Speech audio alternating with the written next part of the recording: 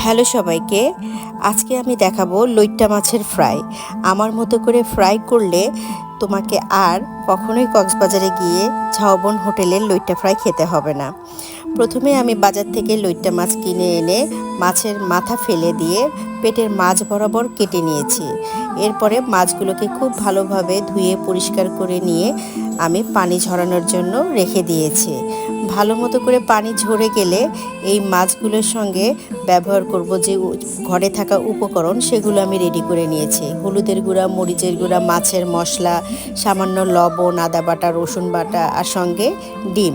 এই সবগুলো উপকরণ একসঙ্গে আমি মাছের ঢেলে দিয়ে সুন্দরভাবে মাছগুলোকে মেখে দিয়েছি।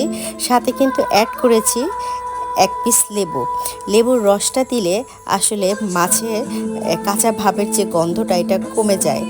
এরপরে মাখানো হয়ে গেলে এর উপরে ছিটিয়ে দিয়েছি আমি কর্নফ্লাওয়ার দেওয়ার পরে কতক্ষণ মাছগুলোকে আমি রেস্টে রেখে দিয়েছি। আর চুলায় আমি তেল গরম বসিয়ে দিয়েছিলাম। তেলটা গরম হলে মাছগুলোকে আমি এভাবেই ছেড়ে দিয়েছি আর দাঁড়িয়ে দাঁড়িয়ে থেকে মাছগুলো ভেজেছি। এক পিঠ ভাজা হয়ে গেলে মাছগুলোকে উল্টিয়ে দিয়ে অন্য পিঠও আমি এভাবে ভেজে নিয়েছি। আমার রেসিপি ফলো করে তোমরা যদি এইভাবে মাছ ভাজো, আশা করি সবারই ভালো লাগবে। ধন্যবাদ সবাইকে।